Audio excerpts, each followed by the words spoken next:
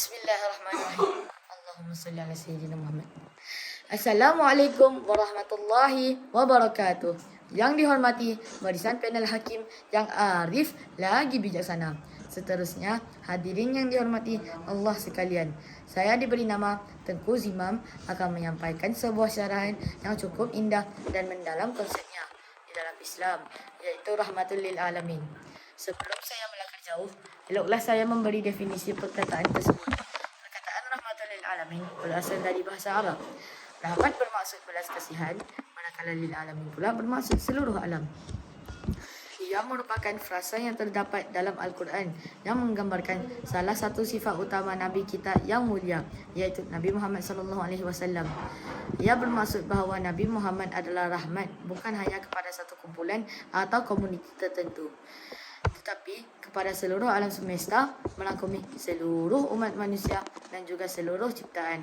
Sehubungan itu, syarahan saya akan berkisah tentang keindahan sifat-sifat Nabi yang memberi kebaikan kepada seluruh kehidupan manusia. Pertama, belas kasihan terhadap haiwan.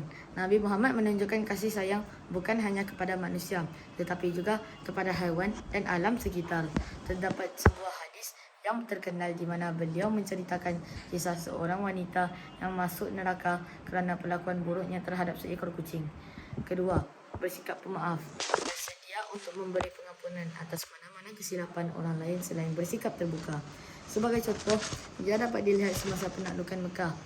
Ketika baginda memasuki kota Mekah dengan kemenangan, baginda tidak membalas perbuatan buruk orang Quraisy, malah baginda telah memberi keampunan terhadap mereka dan menunjukkan kepada mereka kebaikan dan kasih sayang walaupun baginda dan orang Islam telah dianiaya hebat oleh orang Quraisy. Dengan menanam kedua-dua sikap ini, kita dapat menyelesaikan persengketaan, malah dapat mengeratkan hubungan silaturahim sesama manusia.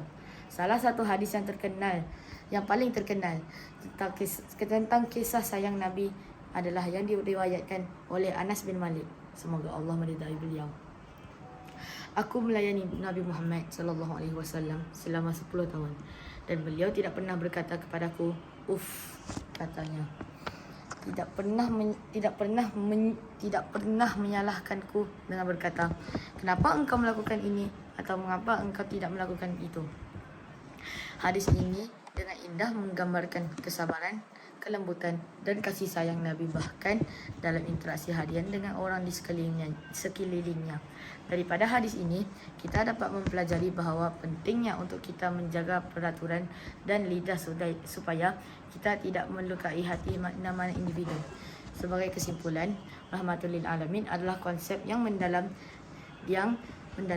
dan mengingatkan kita tentang kisah sayang dan belas kasihan universal Nabi Muhammad SAW.